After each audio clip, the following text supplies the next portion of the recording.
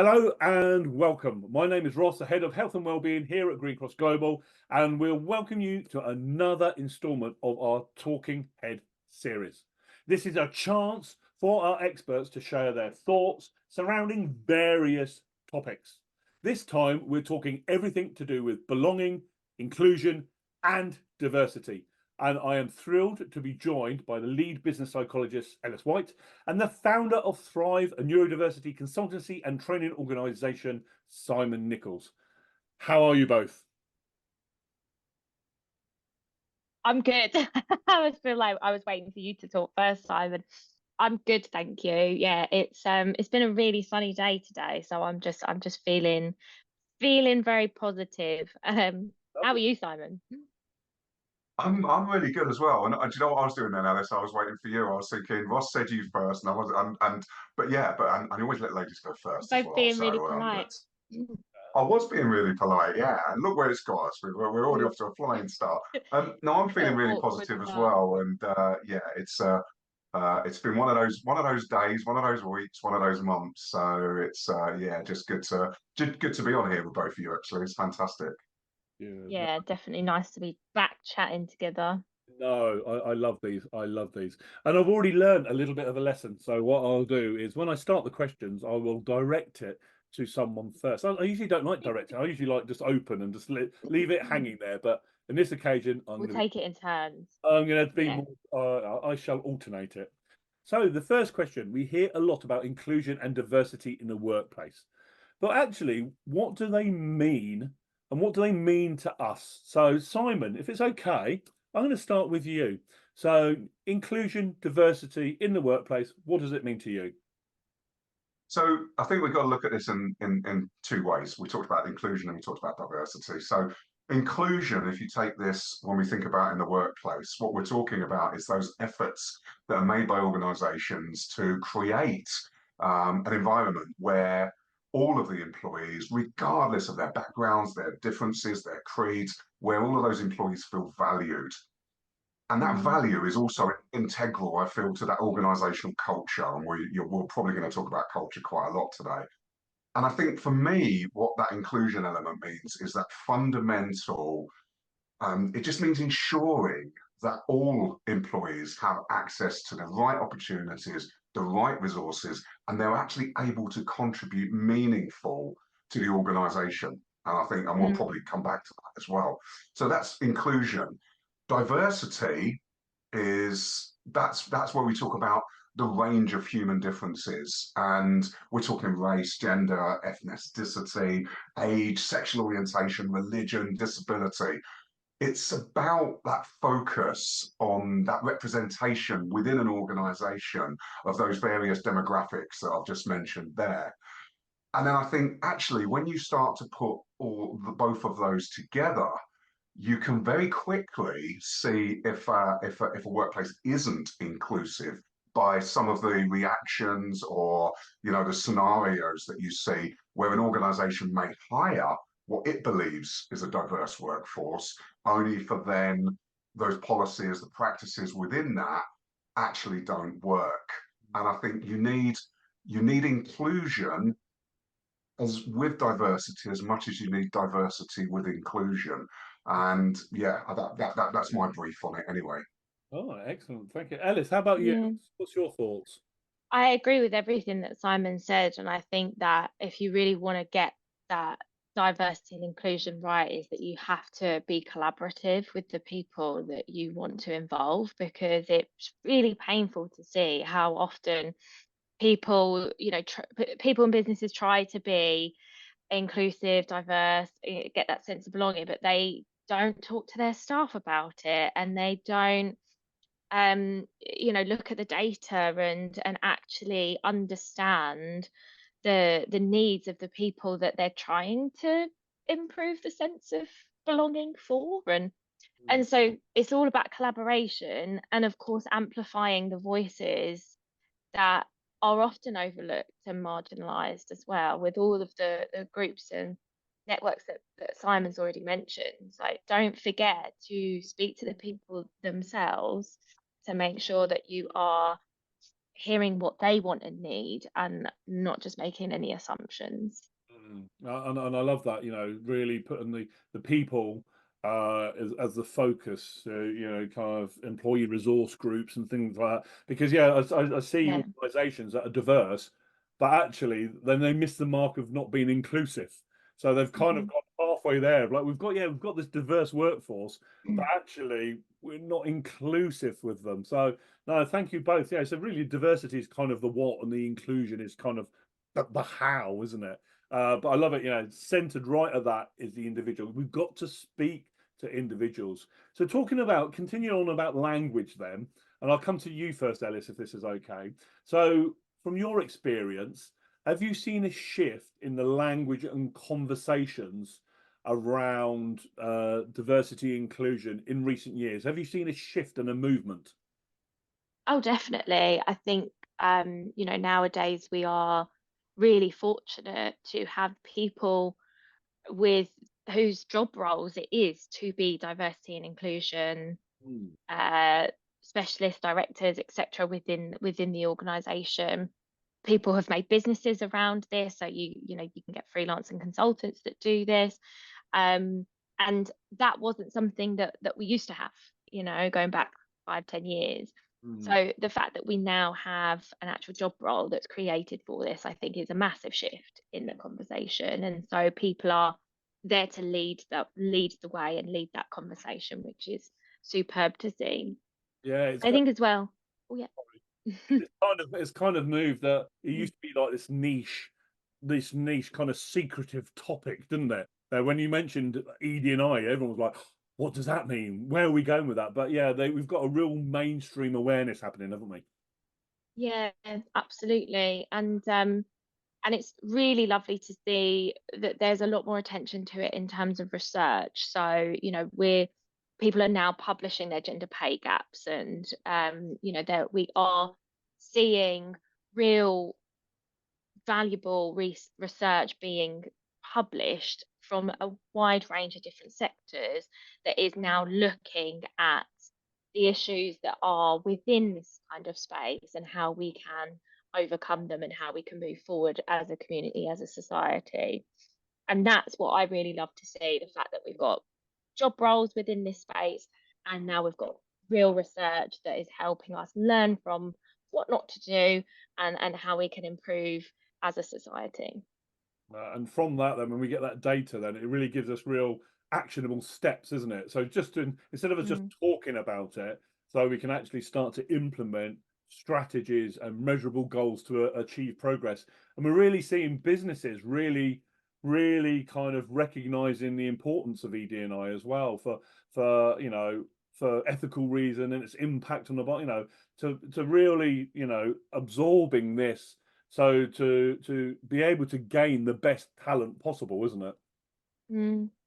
yeah. Simon, what's your thoughts on that? Well, when you think of, and it's interesting because you said ED&I there, which was like the original Mm, sort of equality, diversity, inclusion, and then a lot of companies have just gone D&I to do diversity, inclusion. And now we're actually seeing DEIB, diversity, equality, inclusion, and belonging. And mm, if you just take the D&I element from it, which was almost like the first foray into this, and initially that focus was actually increasing that demographic diversity. So it was actually aiming to boost that representation, pretty much exactly what Ellis said about those underrepresented groups. But I think that conversation has shifted to be more focused on the inclusion, because, as we've already discussed, just having a diverse workforce just means actually you need to pay more attention to it and to focus on it more. And I think that perspective has evolved, because I think, and I don't use the word lip service, but there was almost a moral obligation. We've got to do something to increase our diversity.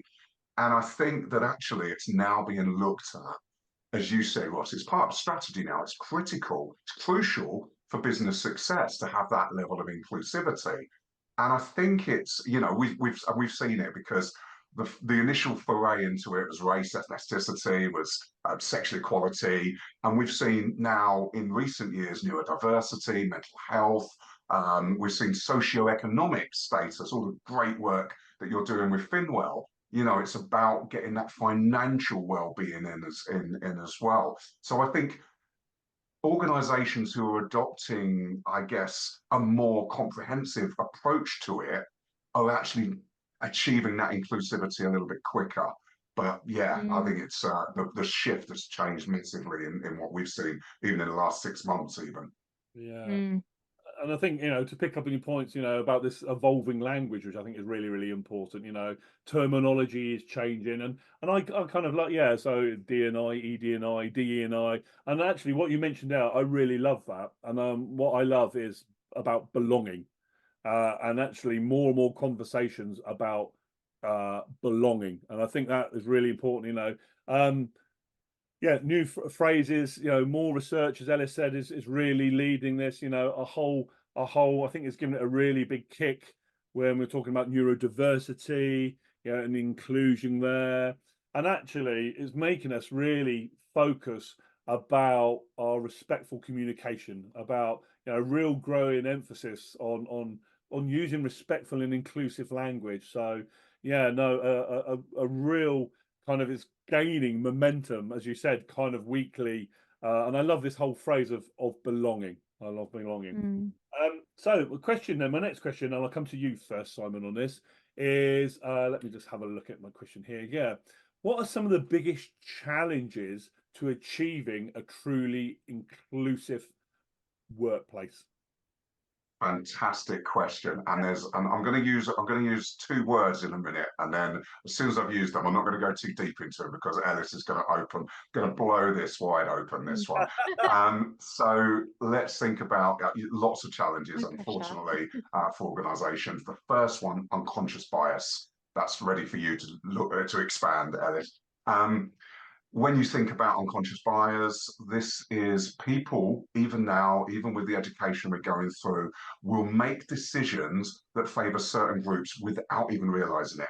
They will make decisions based on their experiences. They will put together working groups based on their previous experience of who worked well. So that unconscious bias is still, no matter how inclusive you want to be, is still prevalent there. And that's from everything from hiring right at the beginning all the way through to daily work interactions, things that are actually happening in the businesses there as well. The second one is change. So we fear change as a society. Change is delivered normally without our control. And when people resist that change, even if the intent is to become more inclusive, the main reason is people are fearful. They feel threatened by these changes. I'm laying Ellis up for this one. And the third one, for me at least, is that not everybody knows what true inclusion really means. They think that and the efforts that go to solve inclusion or whatever, actually they sometimes can get it wrong, and they feel like they're being inclusive, but actually they're going down a different pathway. And I think the thing that wraps all of this together, and let's come back to, you know, the elephant in the room, financial. How do we measure how well inclusion efforts are working? Where is the measurability? Where is the you know, the return on investment, to use a really horrible corporate terminology? But I'm trying to be inclusive. I'm trying to create this level of inclusion. But how do I know that it's actually working? And for me, I'm not going to answer those because I'm going to hand over to Ellis in a minute. But it's, for me, underpinning all of this is consistency. So if you're consistently accessing and reviewing the data, you'll have a very clear idea of where things may or may not be working. But I think you've got to overcome quite a lot of internal barriers before you can even start to measure whether or not something is a success. Well, I completely agree, and you know, you've kind of stole my answers, Simon, because those were the 2 main points that I would have made.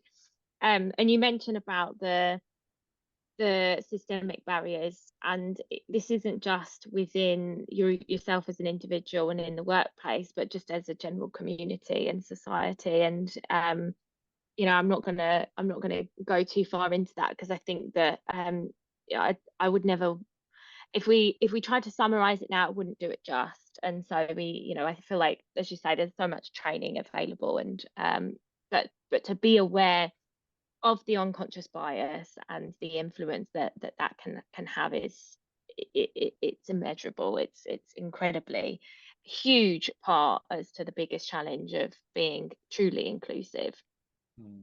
And the other point that I'd include is, when you think about the word inclusion, what does it really mean?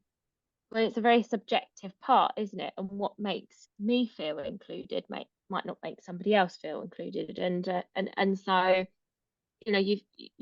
you've got to consider the human nature of inclusion and belonging, and realize that it's a very subjective concept. So when it comes to your talk about measuring it, how do you measure something that is so subjective? And there are ways that you can do it, but it's, this is business psychology at this point. You're measuring attitudes, you're measuring, perhaps there are some things that you can do that might measure finances and so on, but a lot of the time it's a feeling, it's a subjective sense of belief and self confidence that you are trying to achieve here. And that's really challenging to do in itself. So if you don't understand the people that you're trying to support and make feel included, then you're not going to get true inclusion. No, it kind of becomes this, then, as we said before, this kind of tick box exercise, isn't it? Where taking actions without genuinely commitment to change, because we don't know the individuals. It's just as a thing that we see that we must do or we must have. We've got the Equality Act looming over our head, and actually just rolling something out without fundamentally understanding the people. It's going back to what you said right at the start of this, isn't it? It's about talking to the individuals, because we're all individuals, and it will mean something very, very different to all of us. It's how that is portrayed to everyone, because you might have a standard business approach that you want to roll out, and a lot of business will have that. However, how you deliver that has to be individual to the people. So let's talk about then creating an inclusive environment, and I'm going to split this, if this is okay, because I want to talk about personally and I want to talk about professionally, so the business. And if it's okay, I'll come to you first, Simon, to look about personal, and if then Ellice, I can come to you as the business psychologist to look at the importance of this for the business. I'm not saying, Simon, you don't know the importance of the business, but it's a good way just to split it. So then, Simon, to creating an inclusive environment, what's the importance for the individual, for them doing it, for having this? Yeah, brilliant sort of approach to this, because at the heart of every organization is the person. It's we've luckily moved away from, well, we haven't really moved away from HR. It's become a slightly different meaning. People are called the people team now, and if you remember, it used to be human resources, and we've tried to get rid of that by calling it HR. Then there was it felt commoditized at some stage, but I think we're now coming back to that person-centered, holistic viewpoint that everybody is as important. And so when you think about what that means to an individual, if you feel included and respected in your organization, it builds a sense of community, it builds a sense of belonging. And what that means is people are happier, they're more productive. And the reason that they're more happier and they're more productive is they feel safe and they feel valued for who they are. And if you can achieve that mix of, I guess, happiness in the joy of going to work, the positivity that comes out of that. You and I, Ross, and you, Ellice, as well, we talk about how positivity improves productivity. If you've got a workforce that feels valued, it feels like they're actually contributing. And I think it goes back right to the beginning of what I think you said, Ross, communication.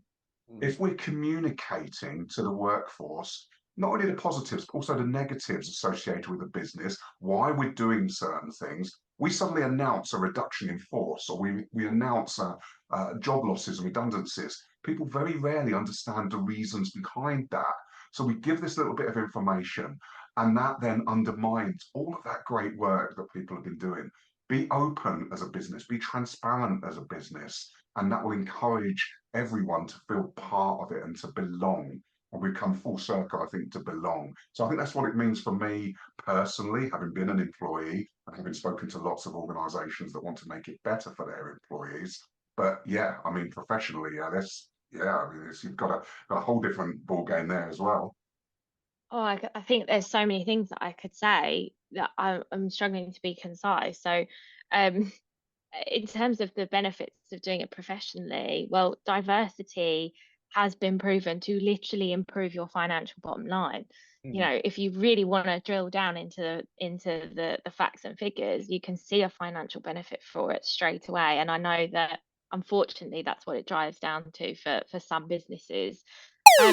Ethically, it is the right thing to do, though. Let's also give that its kudos where it is as well. Like it is the right thing to do. We should want to do this because it's the right thing to do, not really because it's a financially beneficial thing to do. Um, it's also something that you'll find actually improves innovation because you've got so many different minds, and hopefully that sense of belonging has that confidence where people feel that they can speak out and talk openly about what their ideas and thoughts are.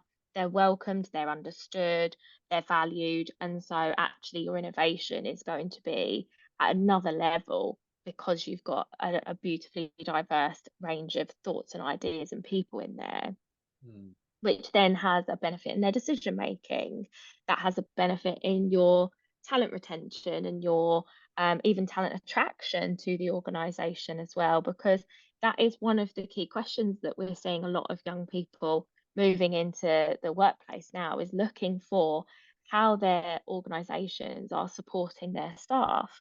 You know, what value does the business provide for them? Mm. And so that will be an attraction if you've got a really strong DEI, a supportive workforce there as well. Um, your reputation will improve, of course. And again, that goes back into your talent attraction as well. Um, and yeah, I just really want to reiterate that it is the right thing to do. Just Mm. that's the bottom line to me. It is the right thing to do. Yeah, no, completely agree. So for both of you know about the individual, about growth, about the words we're using again, belonging, connection, empowerment, and yeah, we've got if I always say if we recruit a whole team that think exactly the same and see the problem exactly the same, you're only going to have one solution. It might be a Mm. fantastic solution, but it'll only be one. But actually, if we have people that have different thought processes, different backgrounds, different imaginations when it comes to things, you're going to create something amazing. And that is going to be absolutely fantastic for the individual, but for the organization. But yeah, Ellis, completely agree with you.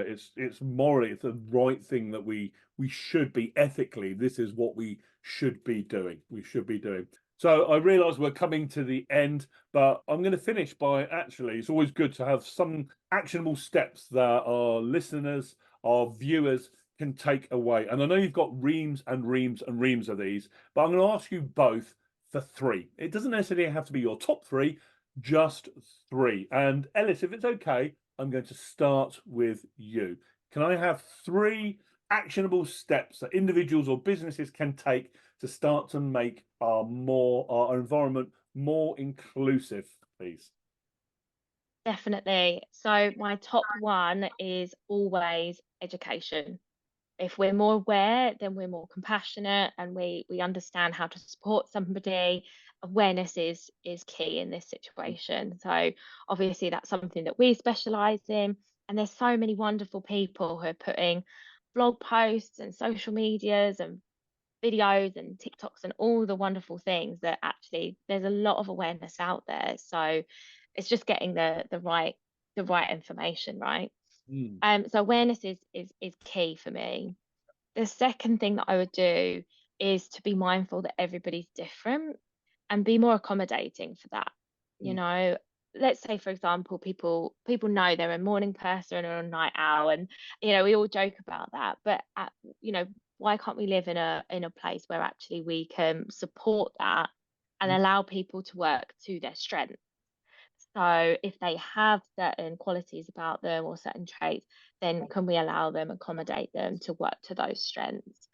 I feel like gone are the days where it was the typical 9 to 5, you sit on a desk, you answer emails, and you must sit still for that time, and then you go home. I think we need to be adapting to the differences in the working environment. So that's my third point: is be adaptive, move away from the old-fashioned and outdated thoughts on what a business and a workplace needs to look like. Mm. It is a very different time to be at work now, and actually it's for the better. So be more open-minded to be adapting to a new style of working, which we know actually works a lot better, not just for typical people, but also divergent people. We can really see true value in this for absolutely everybody. I love those. Ellis, thank you so much. Simon, 3, what have you got? My top one is exactly the same as Ellis's, a slightly different spin on it, training on diversity inclusion, but for 2 reasons. Number one, understand the benefits of what a diverse workplace can do for you, but also how to behave inclusively, which I think is super important. So yeah, me and Ellis, absolutely. Number one is the training, the awareness, the education piece. Number 2, review the hiring process, review the promotion process. Ensure that they are fair and open to all. Send out the questions to your your prospective employees. Unless you're working for MI5, you don't need to think on your feet in procurement, I'm afraid. So having the questions beforehand will reduce stress, will reduce anxiety. And lastly, Ross, as I know we're running out of time, leadership. Leaders, please actively support inclusion initiatives. Set a good example. Make inclusivity a clear priority in the workplace. Talk about it and walk the walk. Talk the talk, walk the walk. Be more inclusive. Your staff will follow. Lovely, lovely. I'm going to chuck a couple in as well. For me, about self-awareness. Look at our own biases that we have. Our own blind spots, maybe the way that we communicate personally. So that's one for me. And my other one, employee resource groups. Going back, you've both said this all the way through. Let's engage everybody within the organization, because everyone will have their own thoughts, their own perspective, their own lived experiences when it comes to what diversity means to them. Okay, rather than someone saying this is what diversity means to our organization. Okay, well, we're not being inclusive then. Let's get everybody involved in this. Everyone, they say, who walks a walk and talks a talk, and then from that, actually, we can start to embrace diverse differences and celebrate everybody's differences. So it's been an absolute pleasure, Ellis, and it's been an absolute pleasure, Simon, to be joined on this Talking Heads. Okay, and I hope to see you both soon to talk about another subject. So until then, Do it. much both of you. Thanks very much. Thank you.